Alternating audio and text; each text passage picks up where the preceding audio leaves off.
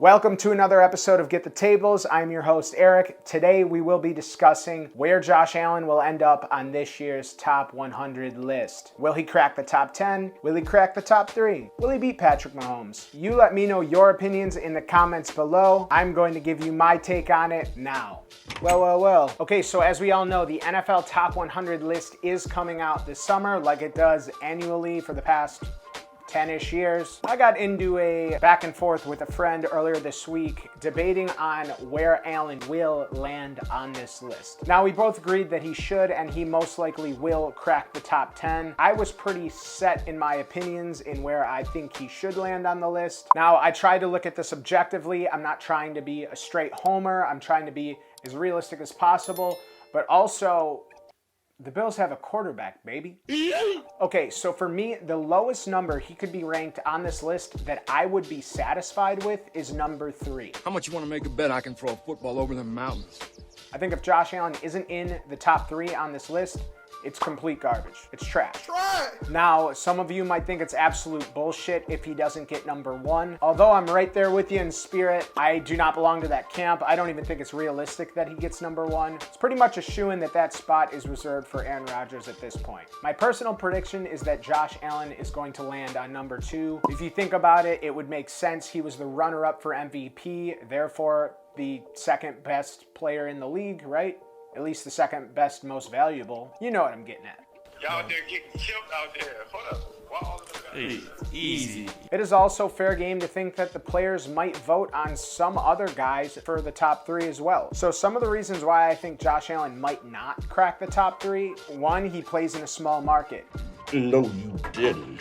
Sick of you. Yes, I know I just got done saying that Aaron Rodgers is reserved for the number 1 spot, and Green Bay is the smallest market in the NFL. But Aaron Rodgers has a lot more longevity than Josh Allen, and I think nationally around the NFL, the Packers are looked at as one of the golden standards. They've been good my entire life. The Bills, on the other hand, have been on everybody's national radar for 1 year. Yes, Josh Allen is the main reason for that. However, there are still a bunch of haters, and he's going to have to prove, along with the team, that this wasn't just a one-off. Last year, Patrick Mahomes, Russell Wilson, and Lamar Jackson were in the top 4. The only non-quarterback in the top 4 was Aaron Donald at number 3. The NFL loves this guy. He just has a way of making the game fun. Shut up, bitch! Oh my God! Yes, Josh Allen had a better year, but everybody loves Mahomes. And like it or not, he did beat us in the AFC title game. He could definitely beat Josh on this list based on that. I'm not trying to get anybody too fired up here, but if you put a list of Josh Allen, Aaron Rodgers, and Patrick Mahomes and ask people nationally, not in Buffalo, but nationally to rank them, I think a lot of people would rank Rodgers and Mahomes still ahead of Allen. Now, with all that BS out of the way, let's talk about the reasons why Josh will crack the top 3. He was the second most valuable player in the league. He's also a dual threat quarterback who is an athletic freak. He's like a real life alien almost. Remember, this list is voted on by Josh's peers, other NFL players who he has torched throughout the season. Players tend to vote for guys who have crazy athletic ability. Now, I know that as Bills fans in a small market, we love to play the underdog disrespect card. Nobody is sleeping on the Bills going into this season. The Bills are widely considered the second best team in the AFC. Unless your name is Nick Wright,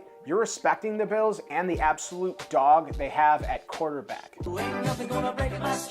People either love Josh Allen or go out of their way to find reasons why he's not good. I believe that he did enough in 2020 to be considered one of the top 3 100 players in the NFL, and I certainly hope the people voting on the list agree with me. Leave a comment and let me know where you think Josh is going to end up on this year's top 100 NFL players list. I'm looking forward to hearing what you guys have to say. Until next time, peace out.